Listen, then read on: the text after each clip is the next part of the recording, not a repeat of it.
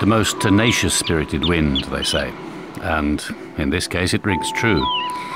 6 years have passed since I first had the idea of sailing around the Baltic Sea by sailboat.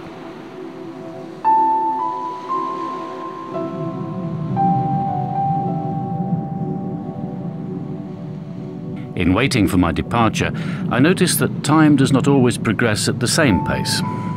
Sometimes the hands of the clock plod on as though weighed down, and at other times they seem to tick on at such a rapid speed that it's hard to keep up.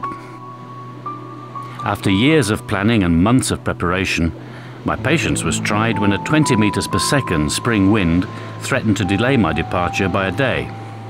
Well, you can't challenge the sea, at least not at this stage of the trip.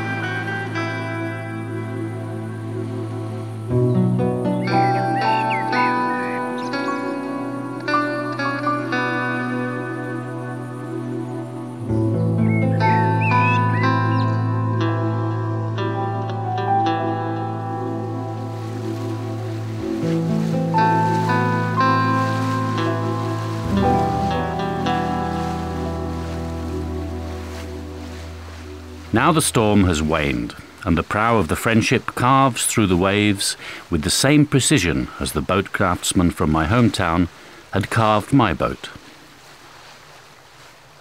Friendship is a good name for my wooden sailing bark. After all, the Baltic Sea is the sea of friendship.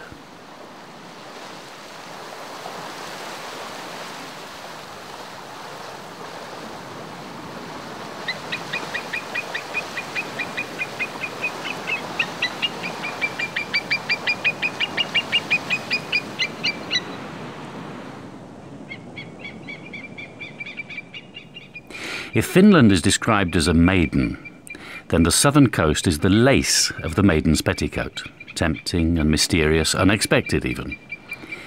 Many a voyage has ended up on the rocks in the labyrinth-like waters. Even in these days of echo-sounding instruments and satellite locators, you still hear horror stories in harbours of the treacherousness of our southern coastline. Perhaps these stories are the latter-day equivalents of legends that were told in the past, of fearful and frightening Finnish seafarers.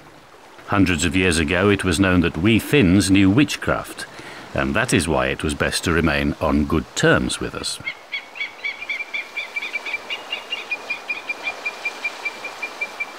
It's said that present-day Finns are poor salesmen. That was not the case before.